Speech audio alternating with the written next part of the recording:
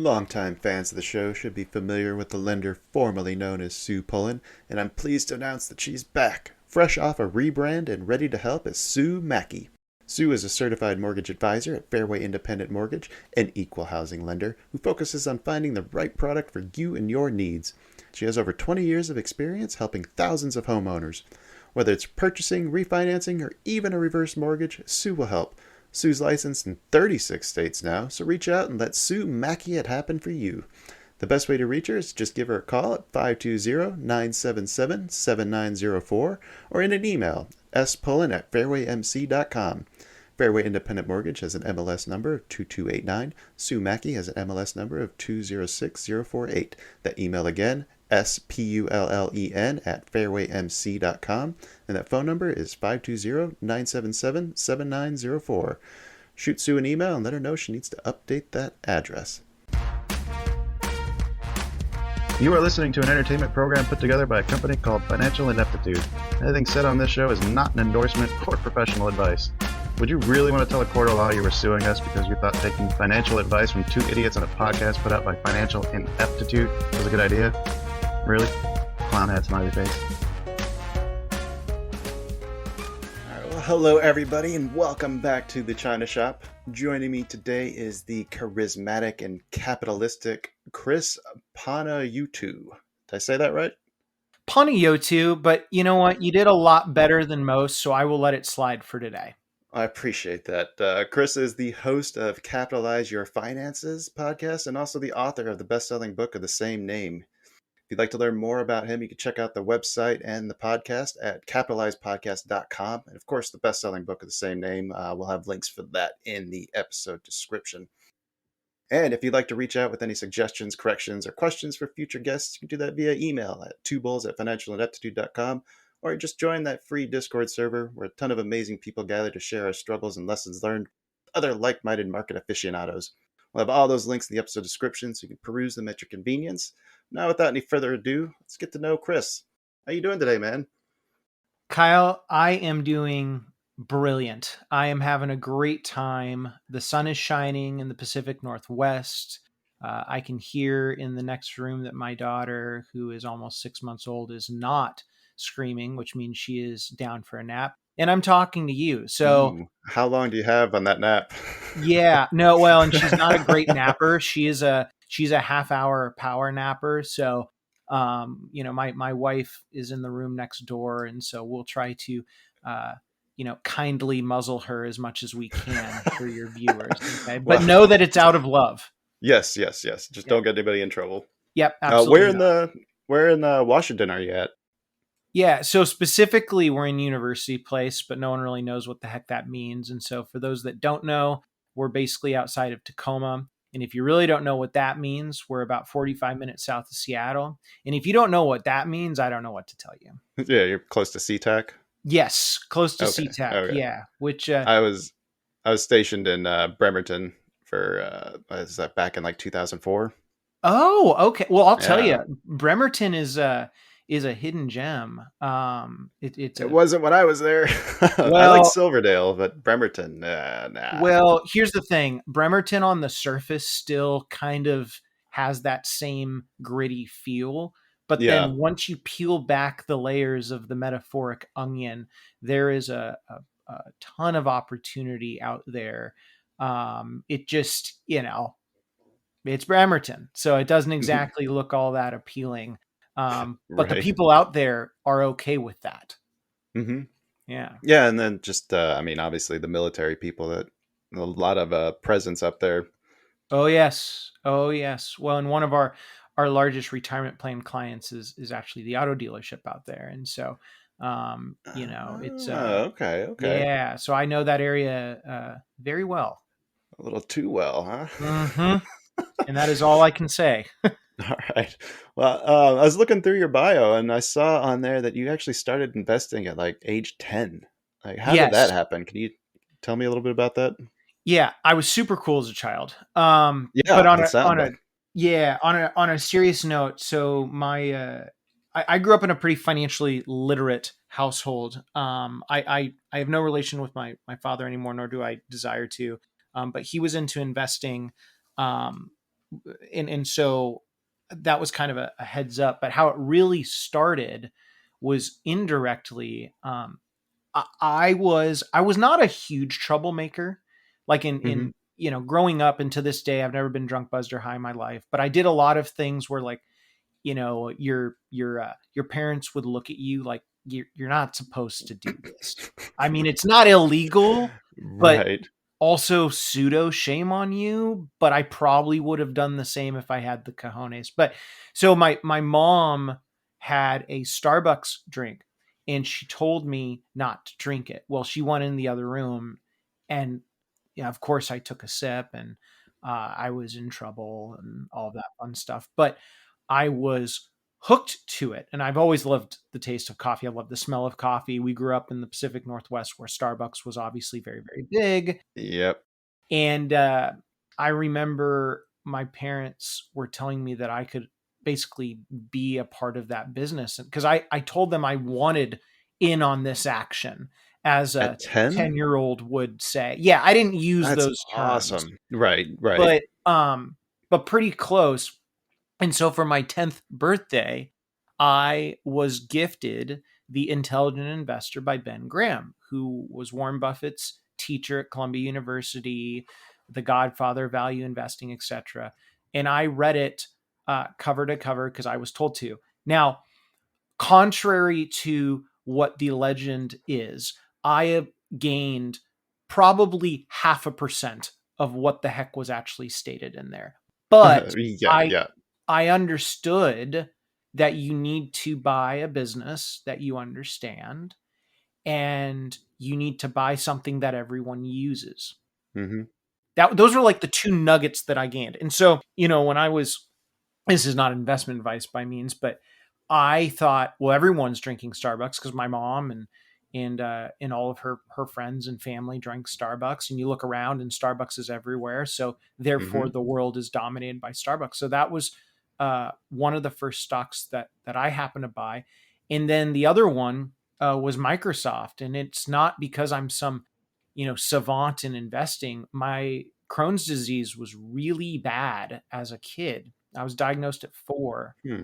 And at the time, I was the youngest in Washington to be diagnosed. And so I went from being athletic, playing outside with my athletic friends, to transitioning to what I'd say some of the nerdier friends Right. were, because I literally could not go and play outside without being concerned of, just to be frank, pooping my pants. And so, and we Oh, can laugh about it what? now. Wait, what is Crohn's is like? basically like IBS. Oh, Yeah, ooh, yeah. yeah. That's not a good thing to have as a kid. It's not, no. But you Yeah. know what? I'm really blessed that uh, God granted me that, Hmm. because I don't think I would be where I'm at had I not had Crohn's, and that could be a whole nother podcast episode. Um, but yeah, so when I was playing with my friends, long story short, we were playing computer games, and this was in the 90s. Because I'm 32, I'm still a young guy, but Yep. I remember Age of Empires exploded. Well, the only thing that you could do in regards to like playing that game was play on a PC. Yep. And so all of my friends had it, and we were addicted. So therefore, everyone's addicted. And you've also got to understand, in 2001, May 31st, 2001, that's when the first two purchases happened. Well, I read the book. I buy these two stocks with, the couple $100 my grandparents set aside for college. And the portfolio was cut in half in like a Hmm. year because of the .com boom or Yeah. bubble. Yep. Yep. And I remember thinking, I need to go read this book again, because I must have missed something, because nothing had changed, right? We're Right. still playing Age of Empires. Age of Empires 2 was coming out. So I'm thinking, okay, that's expanding. Starbucks were opening up left and right. And that's not academic brilliance. That's just using Just my own seeing. Yeah. eyes. Yeah. Yeah. And so I remember thinking at that point, okay, whatever cash is in the account, I'm going to buy more of it. And so that's kind of how my investment world started. And I don't really hold myself out to be an investment expert per se. I'm obsessed with what I do. But for me, that's where capitalizing your finances really came into play on the planning side of things, which we can talk about that later if you want. Oh, for sure. Yeah. But before we do that, I just kind of want to jump back. You mentioned like all your friends were doing it, so obviously everyone's doing it. Like, how do you guard yourself against that now? Because if you're not careful, you may think like everybody drinks, like if Sure. you like to go out to the bars, but there's a whole lot of people who don't. Yeah. Well, and that's funny you say that. So I've always traveled to the beat of my own drum, Hmm. which is a gift and a curse. That was another quote I learned a long time ago. Your greatest gift is your greatest curse, and that has stuck with me uh, for the last 8 years, and it's actually protected me a ton. But when you're young, you don't really have an understanding of uh, like what you just said as far as guarding yourself. Right. Today, it's I mean, for a number of different reasons, right? It's a totally different ball game. I mean, when I was 10, I was managing a grand total of $400 that my grandparents set aside, and Right. today we oversee 135 million and growing, and we're on track to oversee $1 billion by the time I'm 40. And I've made that goal in my head, and when I make a goal to myself, it is a metaphoric written contract that cannot be broken. So I Hmm. will not let that happen. But my whole point is, when you get to those dollars, the game changes a little bit, and you kind of, how should I say this? You climb a mountain, and as you climb that mountain, there are fewer and fewer and fewer climbers. And I'm not saying I'm going to get to the top and, oh, look at me. But the blessing of my podcast is I've got to interview and become friends with a number of these super investors or friends of super investors, such as William Green and Guy Spears coming on our show in September. And we're in talks with Monish Pabrai. We had Gautam Bade, who wrote The Joys of Compounding. And all of these people, when you get to that level, and again, I don't hold myself out to be as great as them, because they're the greats. I'm just a You student. you can promote yourself. It's okay. That's something Well, that we got to get better as podcasters. Is we do yeah, I some good mean, stuff.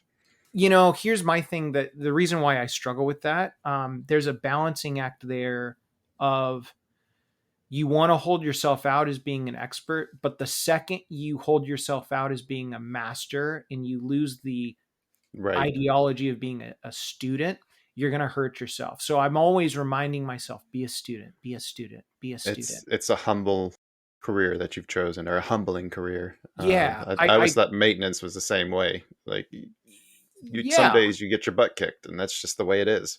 Well, and I'll tell you, man, and trust me, I'm a confident guy in what I do, not because I'm by any means arrogant or any of that. It's just, I've devoted my being to what I'm doing, Hmm. and the hours that I've put in. I'm not saying that I can't learn something, but now I'm just kind of filling holes here and there. Um, but anyways, to keep myself humble, going back to that, Yeah. and staying away from it. One thing that actually inspired me was when I interviewed Robert Hagstrom last year, who wrote The Warren Buffett Way and The Warren Buffett Hmm. Portfolio, New York Times bestseller. Shout out to Robert. He's an amazing man. And he asked me, Chris, your business is growing. You're incredibly young, but you're ahead of this curve. Do you have a place to go where you can profoundly think? Hmm. And I thought that was a really peculiar question. And so I told him, well, I've got my home office. I've got, my actual office. I've got my conference Right. room. And he goes, no, no, no, no, no. Let me ask you this.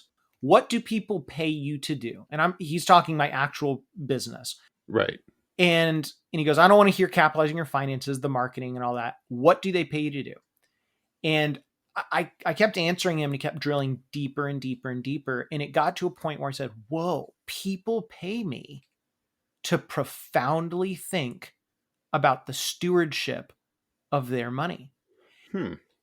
And he was telling me, Chris, I oversee, and I think he oversees almost $1 billion. Oh, excuse me, a couple $1 billion.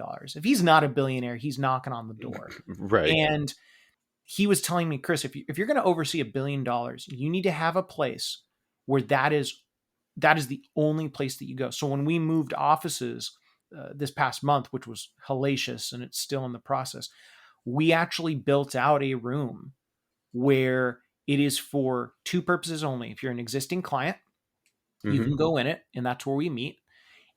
If you are a prospective client or you're just touring, you will not be allowed in there. That is not going to happen. Of course, you can like poke your head in, but that is not where we're meeting. Right. Because the other purpose for this is that is my sole place to go to profoundly think. There's no electronics. There's no clock. There's a chair, couch, nice little coffee table, tons of plants, tons of greenery to help promote intelligent thought. And when that door closes, my teammate Betty knows not to go in. I don't care how long it takes, because I will take whatever I need to read for the day, annual reports, 10Qs, prospectuses, books for a podcast that's coming on, or sometimes I'll just go in there to profoundly think. And to answer your question, that is what I've done. I've actually built in literal boundaries where if people are having conversations and they're trying to, I guess, almost sway me or lure me into thinking a certain way, I will actively leave the conversation. And some people would think it's rather assholic, which is an adjective for asshole. That is a Chris Panagiotu staple that you can use. But for me, it's like, you know what? In that case, it's the pros and cons methodology and mental model I've built in my head. You know, in their mind, the worst case scenario is I walk away and they think I'm kind of a jerk about it. But that's my best case scenario, because I know that if I keep dancing with the devil of trying to invest in something that I don't really know, and I'm being presented to it by someone that more likely than not does not know what they're doing, right, then I'm okay with that, because what was I put on this earth to do? What are you losing then? Yeah, I'm not losing anything. Yeah. I'm losing a couple minutes, and they may get a little upset about it, but you know, who cares, right? Because if my clients and my friends and my family that have trusted me, and now it's getting bigger because our brand has grown, and my followers know that I'm doing what's right on the stewardship of their trust, what else is there in life? Right. You know, I wish people would take that mentality or that mindset to the internet. The people who get into those comment wars, like, what are you doing? Life's too short to be that angry all the time. Like, you're just addicted to getting mad at that point. Yeah. Well, like, and it's, cut that stuff out. Yeah, but it's interesting on that, because I mean, I get, at least I get the political side of it, because it's very emotional, and people can, you know, there's no right answer. But when it comes to investing and really planning, in a lot of ways, it's pretty black and white. Like, you know, if someone comes to you and it doesn't fit your checklist, it's black and white. I'm not saying it might be it couldn't be a good investment. There are plenty of good investments out there that that may not just be right for you. Right. You know, I was listening to a show one time, actually with Monish Pabrai, and it struck me profoundly. And I'm probably going to butcher it because he's much more eloquent than I am. But the whole idea was, in life, there are going to be hundreds, if not thousands, of investments that you miss out on. But there's nowhere in the rule book that says you will get hurt if you miss out on investing in a great investment. The only way that you can get hurt is if you choose to invest in a poor investment. And I've taken that mentality also into life. You know, there's a lot of people out there, and my teammate knows this about me. I've become much more critical of my time, because that is the most valuable asset out there. You know, the higher net worth you become, the more dollars mean little and time means everything. It's an inverse relationship. And for me, there's a ton of people out there, even my mom, who I of course love to death. You know, she'll say, man, Chris, like, you know, you cut people out of your life, like pretty quickly. And I go, well, Yeah. no. I'm not saying these are bad people. They just don't match my checklist, and they may be the right people for others. They're just not right for mine. However, on the flip side, there are a lot of people out there that want to hang on to people. I see. And I don't get that either. I'd rather just cut the tie yeah. immediately. Yeah, just be done with it. I don't want that drama in my life. Well, and Kyle, let me ask you this, not to prod, but Oh, go ahead. I'm an so open book. okay, so and I'll tell you, when you become an author, that's actually a dad joke. So, for you, in just surface level, right? I would say you have a couple best friends in life. Yes, no? Yep. Yeah. Okay. Because if not, I'd recommend you go see a counselor on that if you have no friends. Very, very small circle of close knit Okay. friends. So how many? 3, Yeah. 4, 5, 10? Probably one hand. One hand. Okay. One hand. I'd say one hand. Yeah. And assuming you weren't born with an extra finger, I'm going to say that's about 5. So, for you, let's just hypothetically say one of them suddenly didn't hit that criteria. How easy is that for you to say, we're done? It's hard. I will give them a lot of chances to try to make it right, but you burn me with the same thing multiple times, then that's where I draw the line. Yeah. So that's where it gets interesting, because a lot of people, because I would tell you, and this is partially with what happened in my family, which, that's neither here nor there. No one wants to hear about that. But my father was my everything. And now I've learned, that is not the case. Cause again, I have no sorry to hear that. with him. Well, you know what? It is what it is. I mean, it was nothing I did. And so I can look myself in the mirror going, okay. However, that taught me something really valuable, because if you have, out of those 5 friends, statistically, one of them has to have the majority of your heart. Yeah. So if that one burns you and you have to cut them out, and you realize afterwards that you were better for it, it's kind of a curse, because in a lot of ways you recognize, wait a second, if you were my everything and now I realize you weren't anything. Now what does that mean for the rest? For the rest of you? And unfortunately, it's this jaded mental model. Now, a lot of people in the keyboard warriors out there will go, oh man, like Chris is so arrogant and egotistical about it. Actually, I'm not. It has to do a lot with my faith. I was raised Presbyterian, and I'm not, here to preach to anyone. But I know the good Lord upstairs has always reminded me, if someone deserves to be in your life, he's going to provide that person to me. And if not, then not. And it allows me to remove the emotion on it. But, that there's a lot of investment knowledge in that too, because, it's almost like take Amazon, for example. And I'm not here to give investment advice, but for example, I personally have never invested in Amazon. We've had clients that have invested in Amazon, and I've had everyone and their mother ask, oh my gosh, you got to get in, you got to get in, you got to get in. It's been a phenomenal investment. It's a great company. Right. But it just isn't for me. But yet in the real world, people would go, okay, well, wow, this person's a great guy or gal. They're just not for me. Somehow I'm a jerk. No, it's the same thing. You know what I mean? Yeah. Well, then there's also the other aspect of it, like you were kind of alluding to earlier when you're asking about like what it would take to cut someone out of your life. Like a lot of that kind of carries over in the investment world too. Like how many people hold on to a losing investment out of, I don't know, loyalty or whatever you want to call it. Sure. Oh, anchoring bias is it's anchoring and confirmation bias is a huge issue.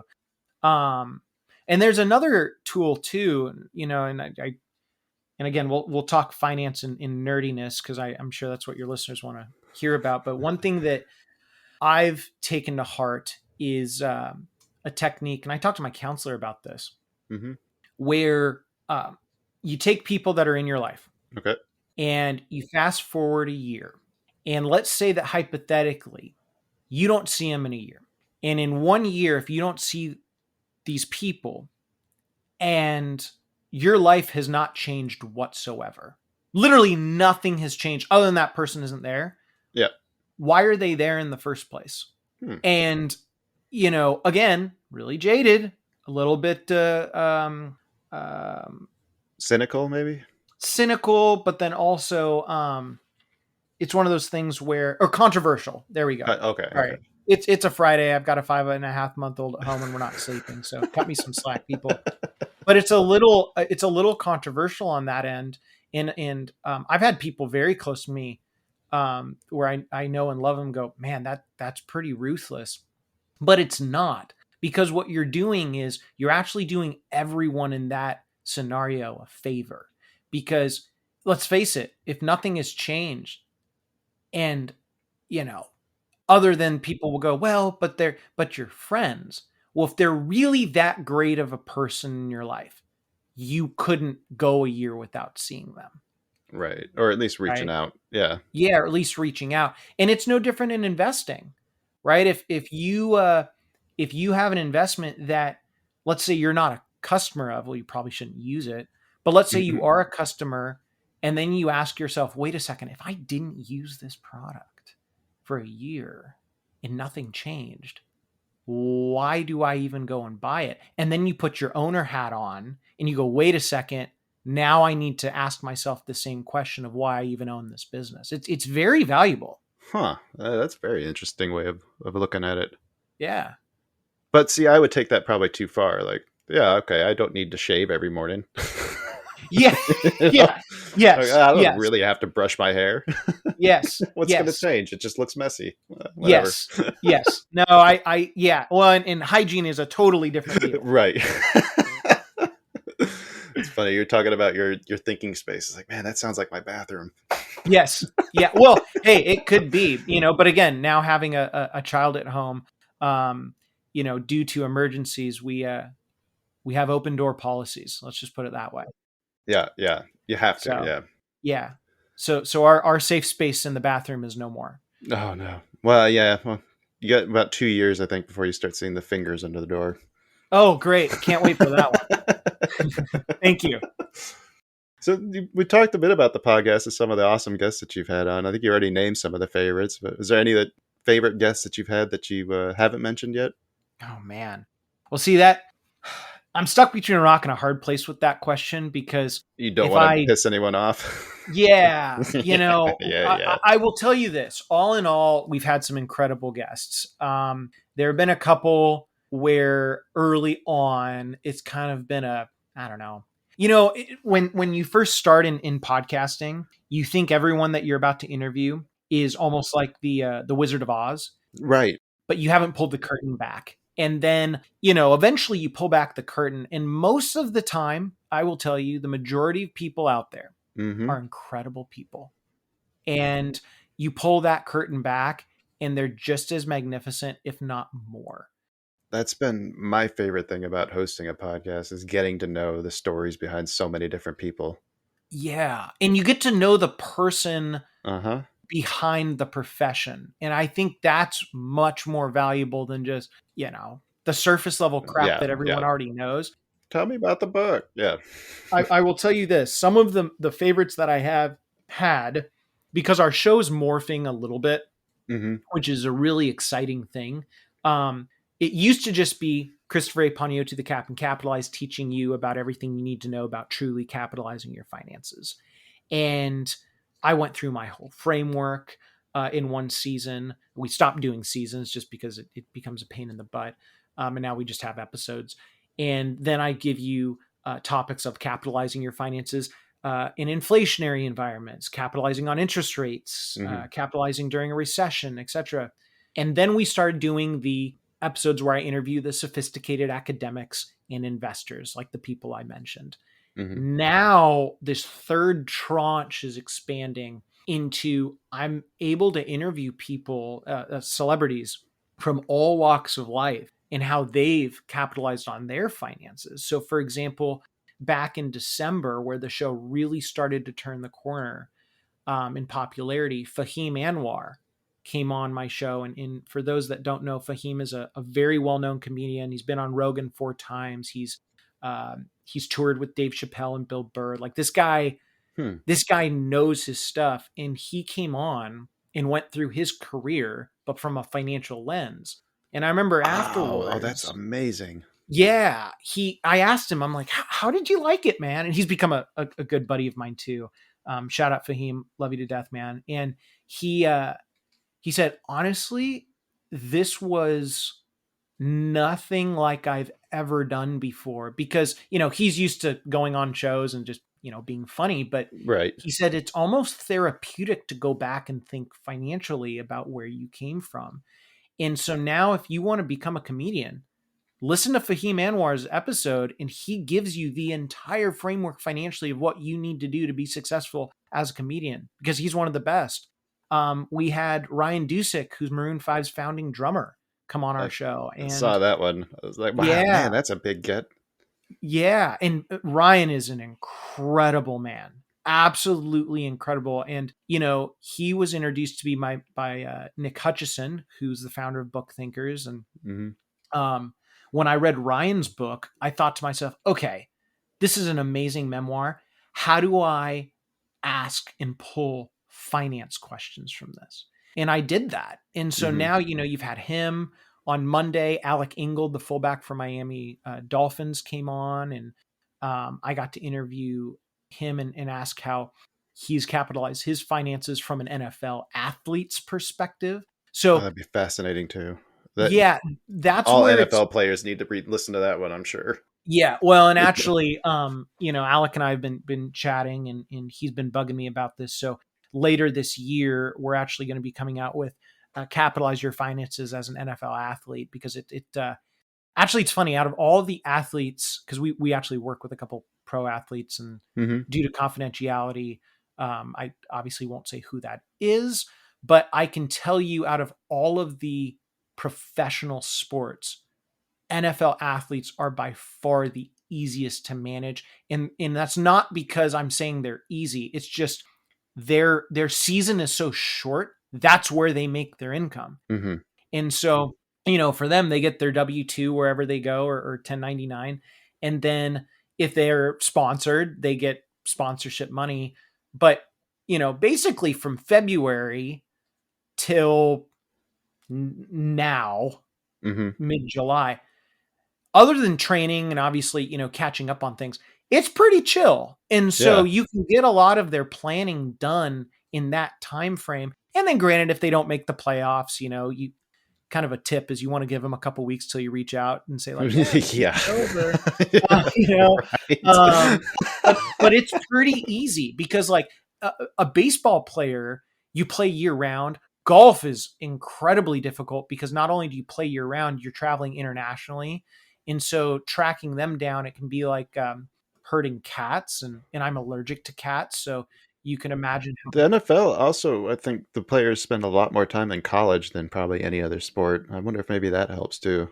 I never thought of that. I'll tell you, one person I'm trying to get on our show is Jalen Hurts' agent.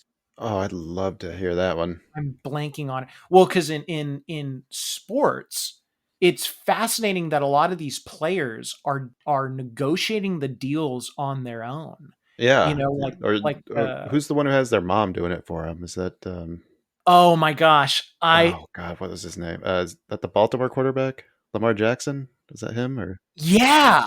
Yeah. And for a while I thought it was just him, but like Joel Embiid, who's in I don't really watch the NBA, but he negotiated his salary with the 76ers or his new contract, and it's huge. Now, part of me is thinking I'd be pretty intimidating going up against like a 7-foot, just gigantically ripped African-American man.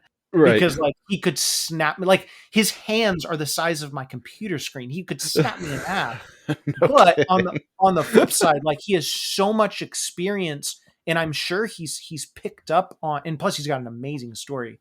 He's picked up on all of these negotiations where he looks at it and goes, "Why do I need you?" But like I said, on the flip side, Jalen Hurts' agent, God, I'm blanking on her name. I think it's Angela. Well, it doesn't really matter. She will come on the show, and listening to how that world is changing, it's fascinating. But I guess I was a little long-winded. The show is morphed into something now where it doesn't really matter what you're trying to figure out. If you're trying to understand something regarding money, Capitalize Your Finances is the show for you. Longtime fans of the show should be familiar with the lender formerly known as Sue Pullen, and I'm pleased to announce that she's back, fresh off a rebrand and ready to help as Sue Mackey. Sue is a certified mortgage advisor at Fairway Independent Mortgage, an equal housing lender who focuses on finding the right product for you and your needs. She has over 20 years of experience helping thousands of homeowners. Whether it's purchasing, refinancing, or even a reverse mortgage, Sue will help. Sue's licensed in 36 states now, so reach out and let Sue Mackey it happen for you. The best way to reach her is just give her a call at 520-977-7904 or in an email, spullen@fairwaymc.com.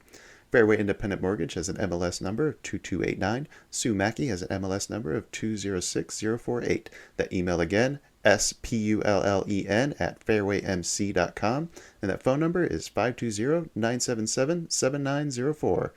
Shoot Sue an email and let her know she needs to update that address. What I love about it too now is that you're doing these targeted ones too. Like you've got the capitalizing your finances as a military personnel or as a restaurant owner. Like you've got really specific areas that you focus on different weeks, and I love that.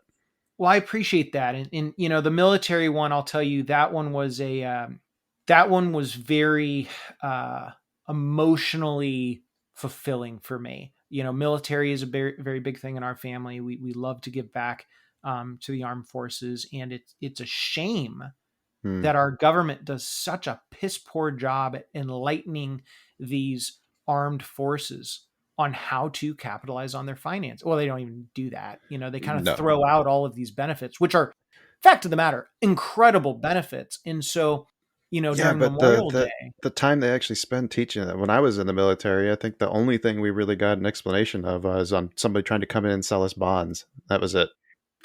Yeah. Like, no, thank you. Yeah. And, now it's so much more complex. And so I wanted to, for Memorial Day, as a kind of a token of giving back to the armed forces, dedicate an episode. And so if anyone that is listening is in some form of military personnel and they want to capitalize on their finances and get ahead, I basically compacted my book into a half-hour, 40-minute episode in military format, and they can go and listen to it. It's completely free. Oh, okay. That's definitely on my queue. That's the next one. The one I listened to was with John Lee Dumas. Oh, yes. I enjoyed that. It was a quick one. He only had 15 minutes, but yes. One of the things he mentioned was having a set of questions he asked all his guests. Curious if you have a set. So, short answer is no. No?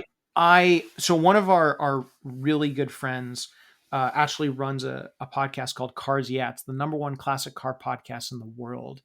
And he actually was a student of John Lee Dumas's course early on, because John does kind of the same thing. Like he'll ask the same question to every person in the order, and you can really churn things out.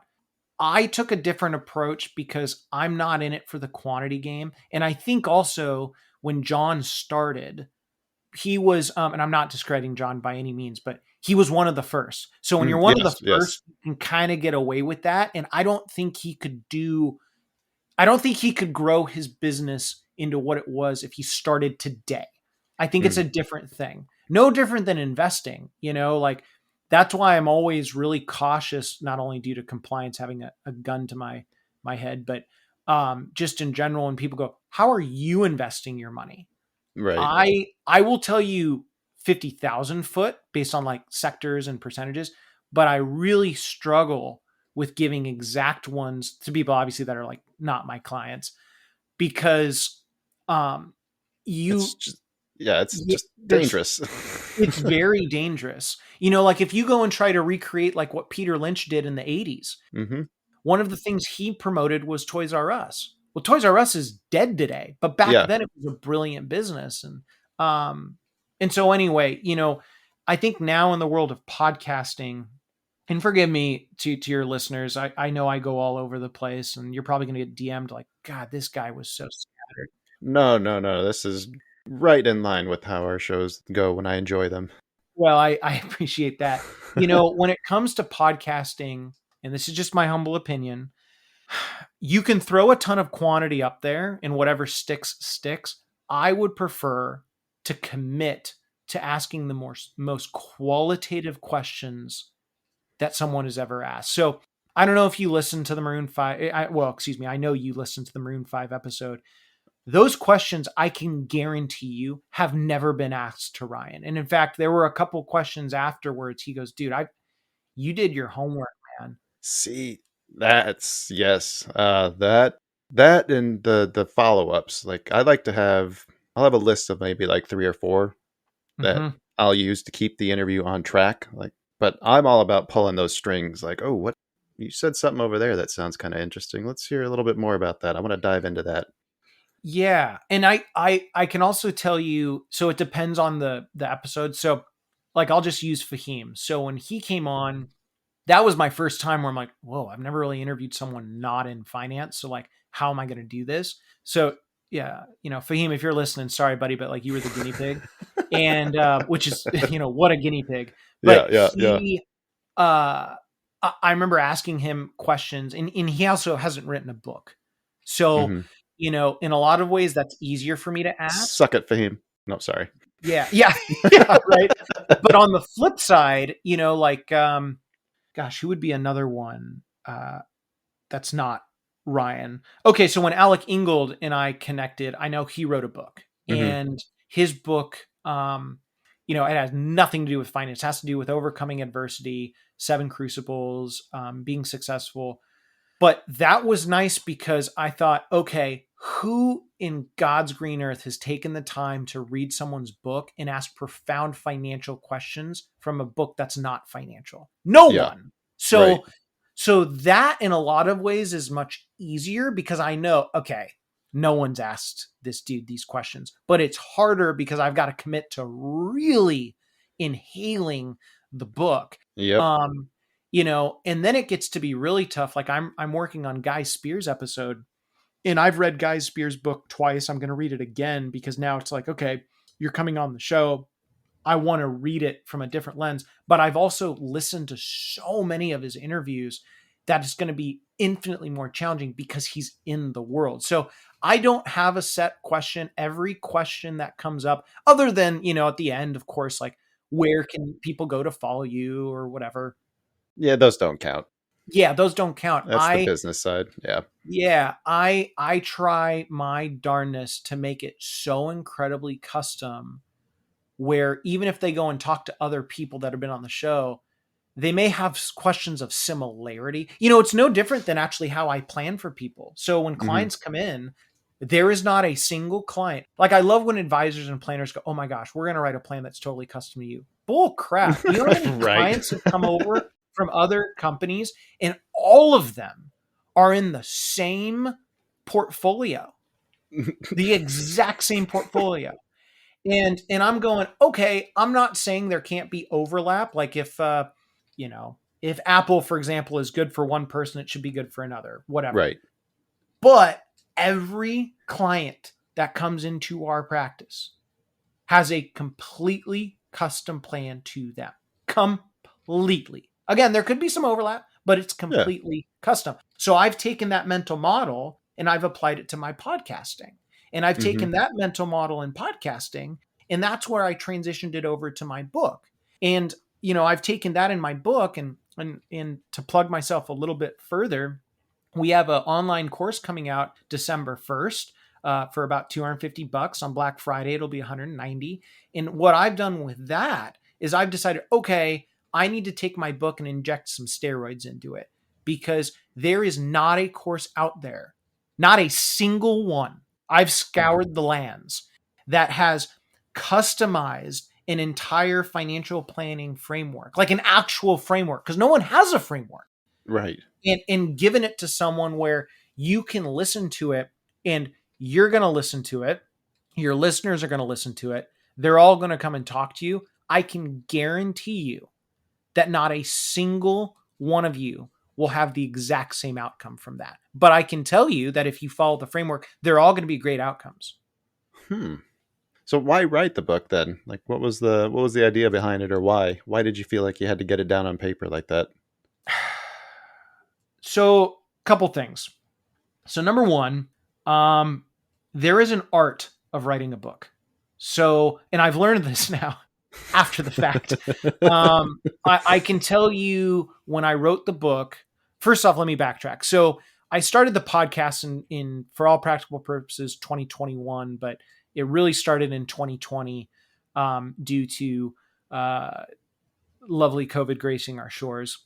Yeah. And that was an experience in and of itself. I didn't know what I was doing. In fact, I didn't even have a show. I was improvising it. Then it became a thing. And then as the show started to grow, people were just asking, when's a book coming out? And it was very peculiar because I've always told myself, okay, I'm going to write a book. I just didn't know when. And I had this framework built up, and the big man upstairs was telling me, okay, now's the time. So I started committing to writing the book in, let's call it 2021. August 2022 is when it came out, August 15th. And then I got to a point where people just asked, and fans were asking, like, hey, like, I want to buy more from you. So, love that. Yeah, I guess it's one of those things where if the people want it, provide it. But if they're not asking for it, I guess why? I'm not saying waste the time, but in a way, why? Well, would you have done it if they weren't asking? Yeah. I think I would have done the book regardless, because first off, how many people can say that they're a best-selling author? Not many. On Amazon? Not many. How many people can say they're an author, period? Not many.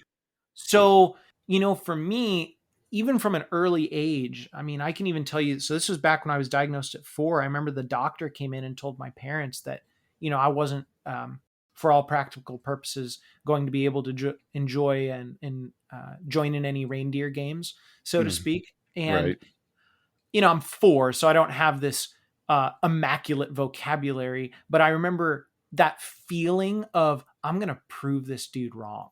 Wow. And I've always had that. And so, you fast forward to even when I got into college, because I was not a great student. In college, I told myself, okay, I know what I'm going to do, because I already was advising by the time I got out of high school. I'm going to graduate in 3 years. And everyone was even telling me at that time, why speed through it? And it was one of those things where I go, but you don't understand me. Yeah. So, and then I did that. And then I remember I told myself, oh my gosh, I've gone from, having Crohn's and I still have it, to saying, screw it. I'm either going to die or I'm going to get healthy. And my sophomore year, I remember of high school, I devoted my life to health and fitness toward the end, because I was tired of it. I was tired of being a shell of what I could become. And I knew that. And then I got into powerlifting, and, genetically, I'm just not a mass monster. So that didn't happen. And then I discovered drug-free bodybuilding. And then my gastroenterologist even told me, dude, there's no way you can compete. And I had that same feeling. He actually came to my first show. And I placed 3rd, should have placed 2nd. It's neither here nor there. And I come up to him afterwards, and all I told him was, I told you. And he didn't really get it because, it's in the moment. But that was another thing. And then, it's just, I don't know. That's a good point. Like, some of the things that we tell people, we have no idea what kind of impact it has on them. Yeah. Well, and I don't know. And one more point on that. I get I'm a funny guy. I can say some things that are pretty off the wall. But for me, and sometimes it's like, okay, there's a balancing act. There's a balancing act of, hey, you know what? Like, use me as the guinea pig, get a good laugh. Because even when I introduce people to each other, I'm like, you know what? Use me.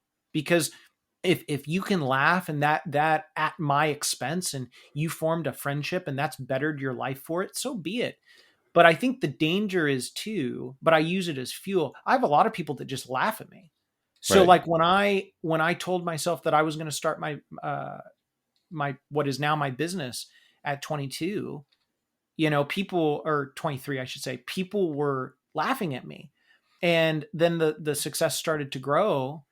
And then I spun off and created Capitalize Your Finances, and people laughed at that. And then I started the podcast. They're like, oh, and capitalize, I don't know. Like they would make like stupid jokes of like, capitalize a good fart or something like that. Haters are going to hate, right? Yeah. And then in my head, I go, okay, keep laughing. And now it's at a point where as you compound in life, the laughter subsides and silence is an amazing success story. Hmm. And so, for people that are listening, if you've constantly been laughed at, use it as fuel, because in the long run, you will have the last laugh. But the difference is you have a choice at that point. Going back to earlier, right? Life is a choice. Yeah. You could choose to metaphorically step on that person that's been laughing at you's throat and let the oxygen stop. Or you could turn around and double down and say, okay, now that you've made a fool of yourself, I'm going to extend a hand because you've been blinded this whole time, and I'm going to get you out of that so you don't make this mistake again. Yeah. Wow. Well said. Well said. You mentioned earlier talking about how your biggest blessings are often your biggest curse. Yeah. That tenacity then, that I'm going to do it, I'm going to prove everybody wrong. Like, how has that hurt you then, do you think?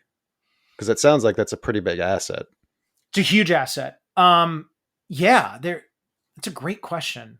Right off the bat, and again, I've mentioned this throughout the episode, but I'm going to mention it again. One thing that hit me hard, probably a decade ago, I was listening to Charlie Munger, and Charlie Munger mentioned something along the lines of, you want to build as many mental models in your head. And I know our time is short, so I'll keep it brief, but I took that and I have never stopped building mental models in my head.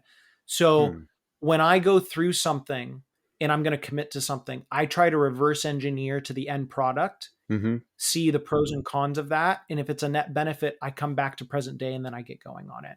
So, have I missed out on opportunities? Yeah. There've been a couple times, my mom's grandparents are no longer with us. And I can tell you, I don't really regret anything in life. But anyone that's like, I regret nothing, God, you're a liar. Yeah, you are no kidding. Such a liar. And one of the things I can tell you, not to get emotional, but I regret not having that one more time to spend with them. And that's mine too. I lost my grandpa a couple of years ago, and that was one of the hardest things. He was such a big influence in my life. Yeah. But on the flip side, I know my grandparents are looking down and they would tell me, Chris, you had to do what you had to do for your family. And it's so easy to say, and I think, as far as like the curse, cause I'm cursed, man.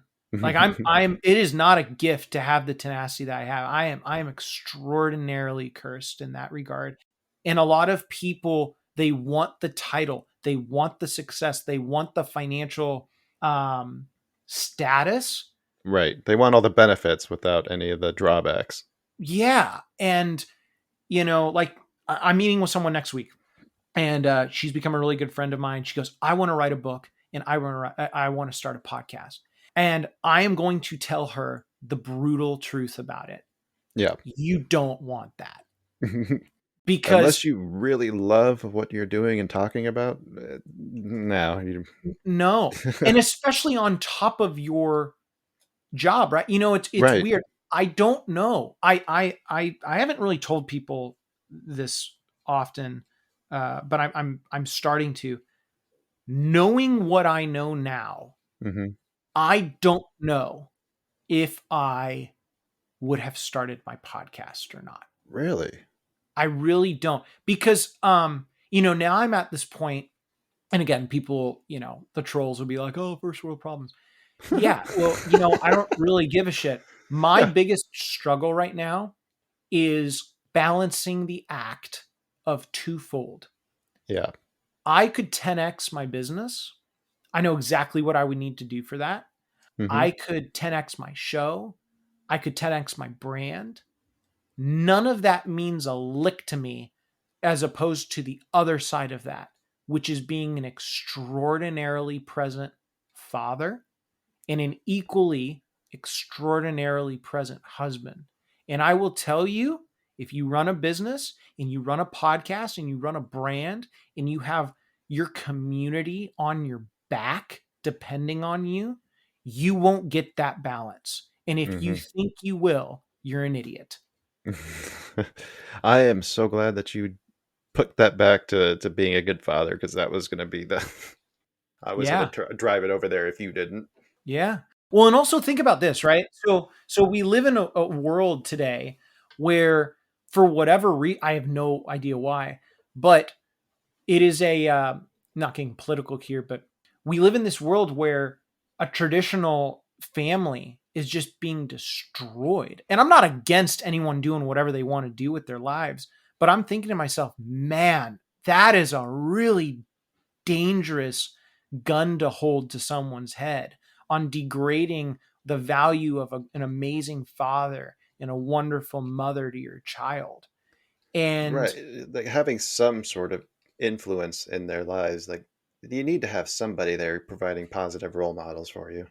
Well, and I'll tell you, man, it's just scary to me because, and also we live in this world too, where, and again, I think we're close to the same age, the millennial generation, and even to a lesser extent, the ones after us, I think Gen Z, it's such a toxic, I'm doing this for me. Like, this is me. It is a me first world. One of my best clients who crazy. So he has, I think, 7 siblings, and both of his parents died when he was 10. And at 10 years old, he took over the lumber mill that his family ran. So another way of saying it, at 10 years old, he became the boss of 30 men. And Wow. he sold it, later on in his life. And he's one of our favorite clients. And he told me, Chris, it was never about me. It was always we. And that is dead today. Yeah. That's completely dead. And I'll tell you this, a recession has a very interesting way of slapping people in the face of reality. And I'm not wishing it on anyone. I'm not saying, oh my gosh, I know this recession is coming. I'm not saying that. What I'm saying is, when that comes, a lot of these people that have this super entitled mentality of going, well, I can work at home or else you're going to fire me. Or else you're going to lose me. Yeah. That's going to die real quick. I can tell you right now, we have a number of business owner clients where people have thrown that out, and employees are saying, well, I work from home or else you'll lose me. And they go, okay, bye. Yeah. And they go, what do you, yeah, bye. Right. Labor market's not that strong. Yeah. Yeah. I'm, to a lesser extent, you've got a Gen Z, the Gen Zs that are coming up. I actually give them a ton of credit because, unlike a lot of millennials who are just ridiculously entitled in this regard, Gen Z, they want to take that opportunity, and make no mistake about it, they will take that opportunity from you. Somebody needs to, because at least as far as the skill trades go, there's not nearly enough people getting into that. And it's such a great opportunity. Well, and we also live in a world today too, and I won't get too riled up about it, especially because it's maybe Friday, I'll let the freak fly a little bit. But, yeah, for me, it really irritates me when people go, I deserve. So, when my family was going through their situation, I remember one of the last things my father said was, I deserve happiness. And I remember I looked at him and I told him, you don't deserve anything. You earn everything.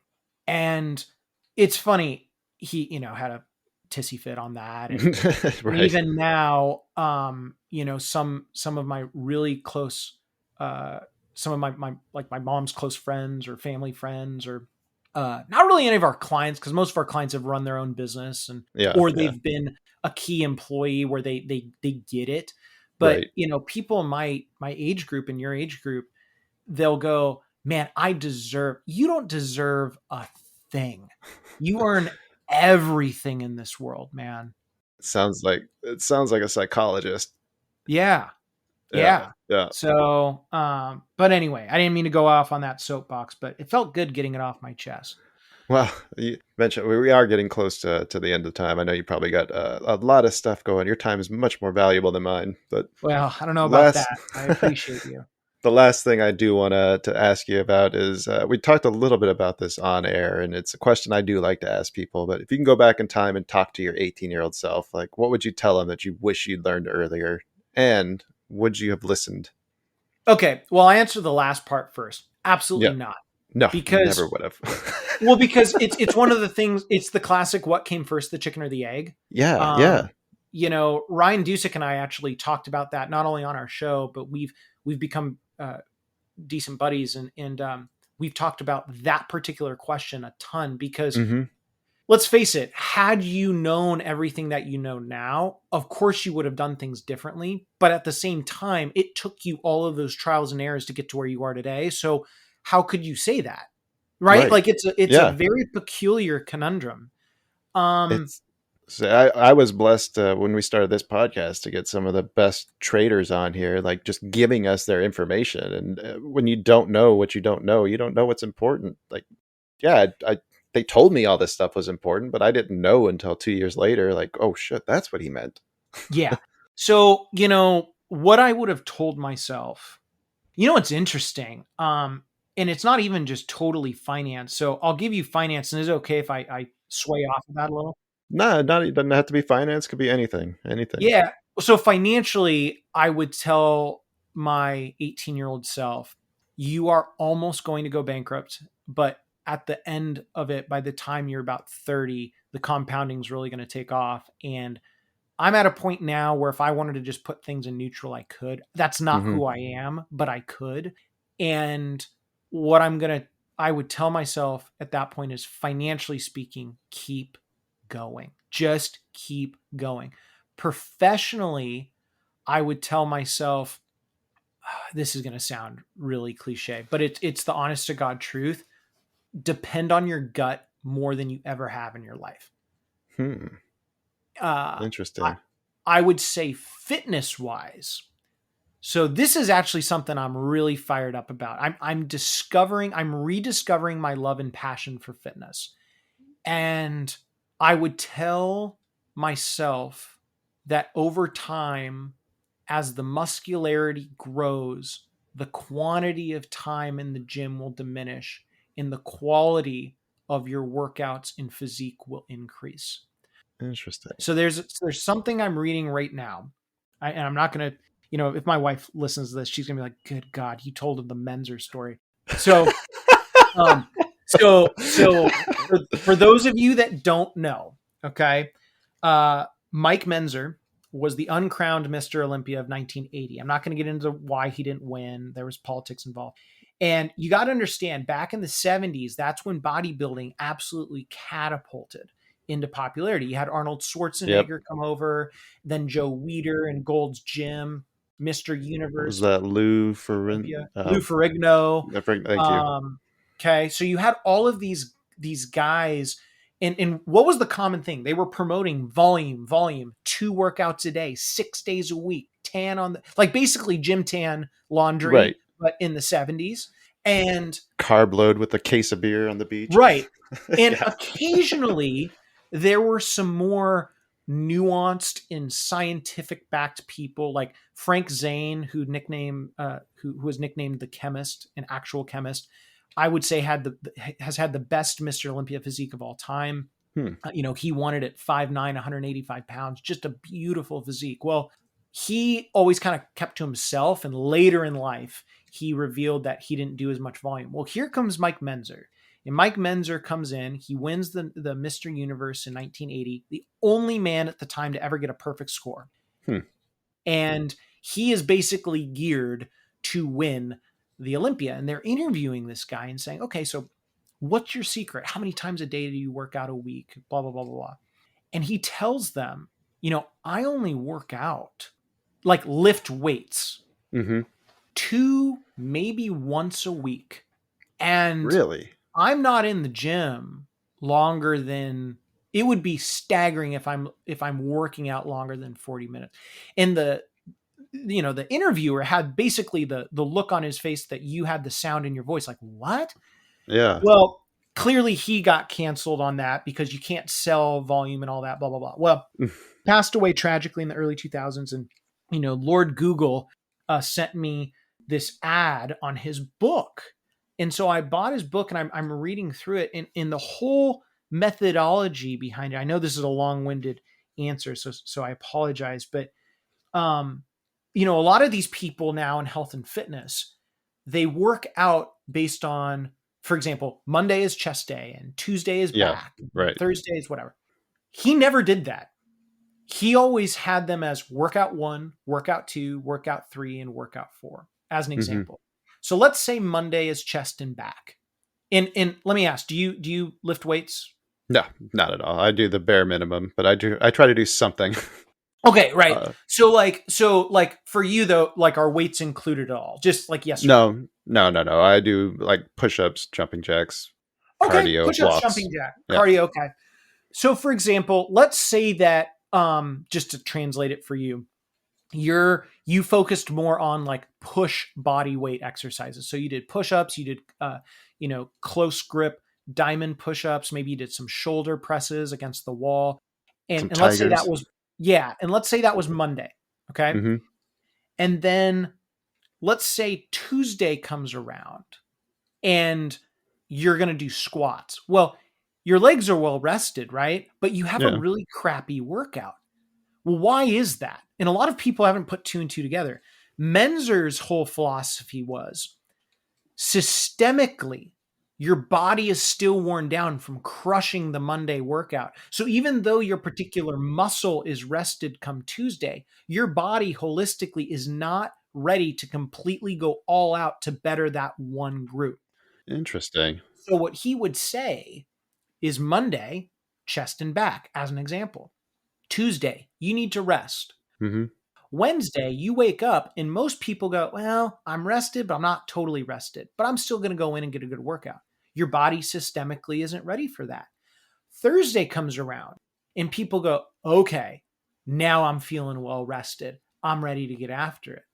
Mm-hmm. But there lies the mistake, because just because you've dug out this hole from Monday and you've filled it back to the surface, the ground hasn't, solidified to build that mountain, which is therefore muscle. So in his philosophy, by the time Friday comes around, you've completely recovered.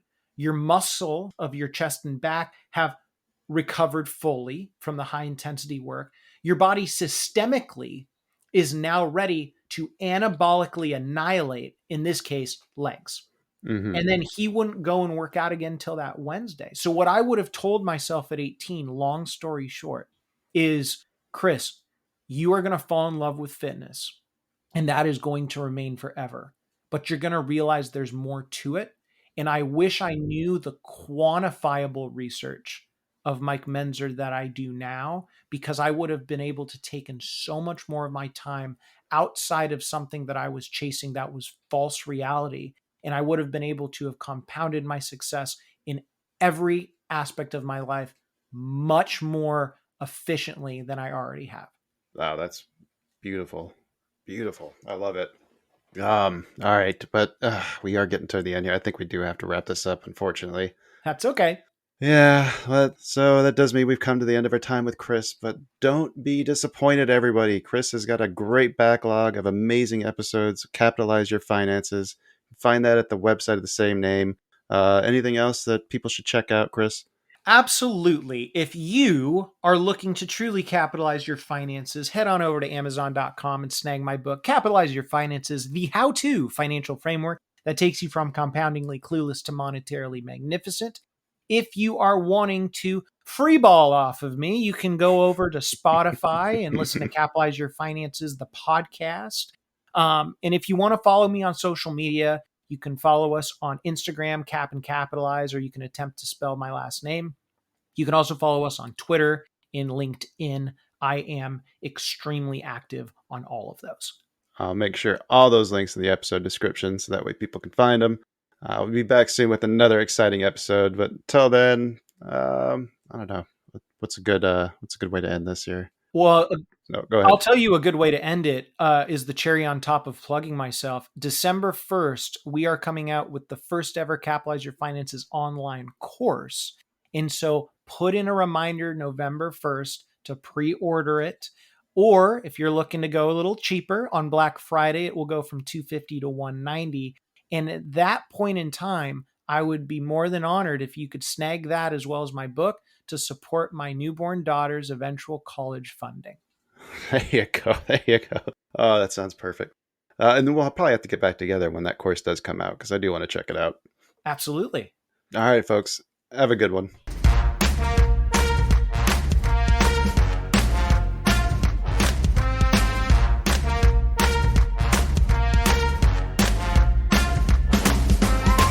Two Bulls in a China Shop is an entertainment program, and all thoughts and opinions expressed in the show belong to the hosts and not of any company. They are not intended to provide specific advice or recommendations for any individual or on any specific security or investment product. It is only intended to provide entertainment about stocks in the financial industry of trading. If you make trades based on what you hear in this show, you assume all risks for those trades.